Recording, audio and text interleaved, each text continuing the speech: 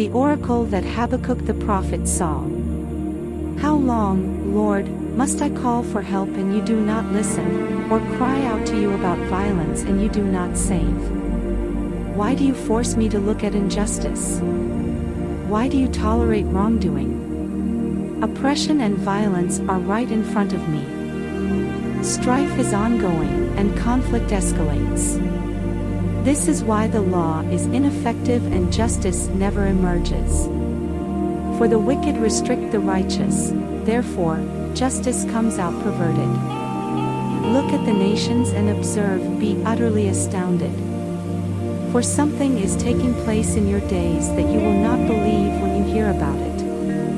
Look! I am raising up the Chaldeans, that bitter, impetuous nation that marches across the earth's open spaces to seize territories not its own. They are fierce and terrifying, their views of justice and sovereignty stem from themselves.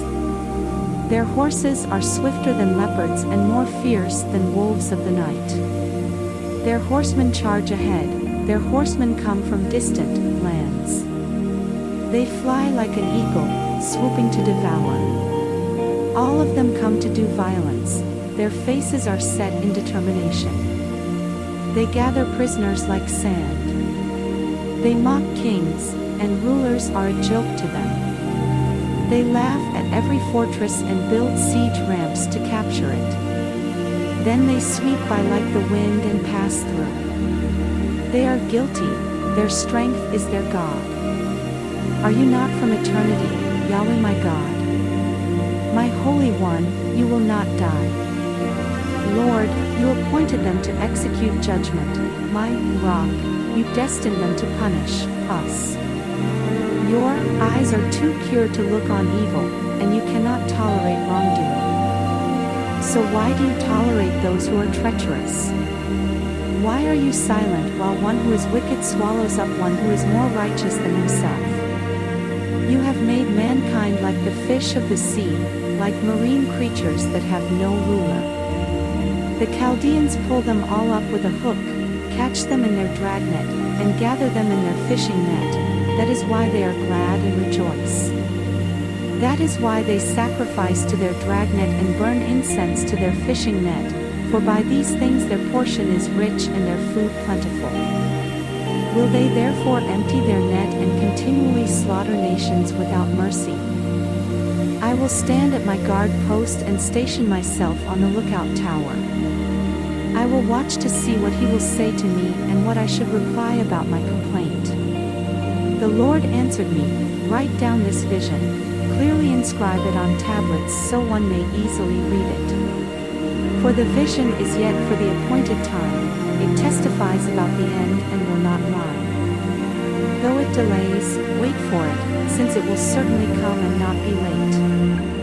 Look, his ego is inflated, he is without integrity. But the righteous one will live by his faith.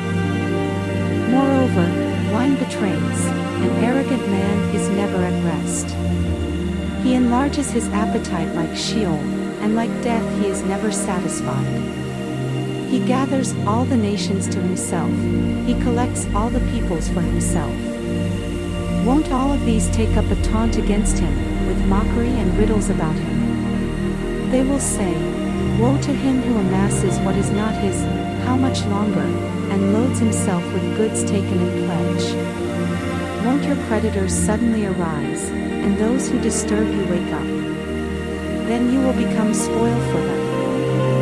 Since you have plundered many nations, all the peoples who remain will plunder you, because of human bloodshed and violence against lands, cities, and all who live in them. Woe to him who unjustly gains wealth for his house to place his nest on high, to escape from the reach of disaster. You have planned shame for your house by wiping out many peoples and sinning against your own self. For the stones will cry out from the wall, and the rafters will answer them from the woodwork. Woe to him who builds a city with bloodshed and founds a town with injustice. Is it not from the Lord of hosts, that the peoples labor, only, to fuel the fire and countries exhaust themselves for nothing? For the earth will be filled with the knowledge of the Lord's glory, as the waters cover the sea. Woe to him who gives his neighbors drink, pouring out your wrath and even making them drunk, in order to look at their nakedness. You will be filled with disgrace instead of glory. You also drink, and expose your uncircumcision. The cup in the Lord's right hand will come around to you, and utter disgrace will cover your glory. For your violence against Lebanon will overwhelm you, the destruction of animals will terrify you, because of your human bloodshed and violence against lands, cities, and all who live in them. What use is a carved idol after its craftsman carves it? It is only a cast image, a teacher of lies. For the one who crafts its shape trusts in it and makes idols that cannot speak. Woe to him who says to wood, wake up, or to mute stone, come alive. Can it teach? Look. It may be plated with gold and silver, yet there is no breath in it at all. But the Lord is in his holy temple, let everyone on earth be silent in his presence. A prayer of Habakkuk the prophet. According to Shigionoth. Lord, I have heard the report about you, Lord, I stand in awe of your deeds.